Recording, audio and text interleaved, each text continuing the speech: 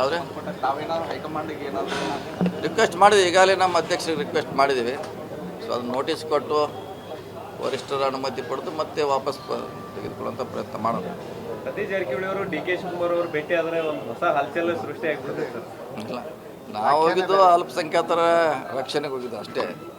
ಹೋದಾಗ ಸ್ವಾಭಾವಿಕವಾಗಿ ಚರ್ಚೆ ಆಗೇ ಆಗ್ತದೆ, ಆಗೋಲ್ಲ ಅಂತೆಲ್ಲ ರಾಜಕೀಯ ಚರ್ಚೆ ಇದ್ದೇ ಇರ್ತದೆ.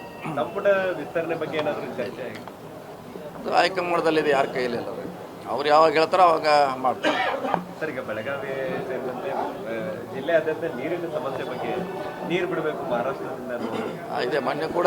ಮೊನ್ನೆ ಮುಖ್ಯಮಂತ್ರಿಗಳ ಸಭೆಯಲ್ಲಿ ಕೂಡ ಚರ್ಚೆ ಆಗಿದೆ. ಇಲ್ಲಿವರೆಗೆ ಅಂಥ ಮೇಜರ್ ಸಮಸ್ಯೆ ಏನಿಲ್ಲ. ಆದರೆ ಅದನ್ನು DC ಅವರು CO ಅವರು ಈಗಾಗಲೇ ಅಧಿಕಾರ ಕೊಟ್ಟಿದ್ದೀವಿ. ನಾವು ಕೂಡ ಮುಂದಿನ ವಾರ ಇನ್ನೊಂದು ಸಭೆ ಮಾಡ್ತೀವಿ. ಸೊ ಅದ್ರ ತಕ್ಷಣ ಅದನ್ನ ಅಟೆಂಡ್ ಮಾಡ್ತೀವಿ. ಮಹಾರಾಷ್ಟ್ರದಿಂದ ನೀರು ಬಿಡಿಸುವಂತ ಪ್ರಯತ್ನ ಮಾಡ್ತೀವಿ. ಅದು ಬಹುಶಃ ಎಷ್ಟು ಮಟ್ಟಿಗೆ ಸಾಧ್ಯ ಇದೆ ಗೊತ್ತಿಲ್ಲ, ಪ್ರಯತ್ನ ಅಂತ ಮಾಡ್ತೀವಿ. ಹಿಡ್ಕಲ್ದಿಂದ ಕೆಲವು ಕಡೆ ಬಿಡಬೇಕು ಅಂತ ಆಲ್ರೆಡಿ ಬಿಟ್ಟಿದ್ದೀವಿ. ನಾಳೆ 22ರಿಂದ ಬಿಡ್ತಾ ಇದ್ದೀವಿ, ನಾಳೆ ಅಥವಾ ನಾಡ್ದು. ಯಾಕಂದರೆ ಅಲ್ಲಿ ಘಟಪ್ರಭಾದಲ್ಲಿ ಒಂದು ಬ್ರಿಡ್ಜ್ ಕೊಲ್ಯಾಪ್ಸ್ ಆಗಿದ್ರು, ಹೀಗಾಗಿ ಲೇಟ್ ಆಗಿದೆ. 2 ದಿವಸದಲ್ಲಿ ಅದನ್ನು ಕೂಡ ಲೆಫ್ಟ್ ಬ್ಯಾಂಕ್ ಬಿಡ್ತೀವಿ. ಯಾವ್ದು ಆಗಿದೆ ಅಂತ ಕೇಳಿದ್ರೆ ಗೊತ್ತದ ಬಗ್ಗೆ ಮಾಹಿತಿ ಇಲ್ಲ, ನೋಡೋಣ, ಅದ್ರ ಬಗ್ಗೆ ಐಡಿಯಾ ಇಲ್ಲ.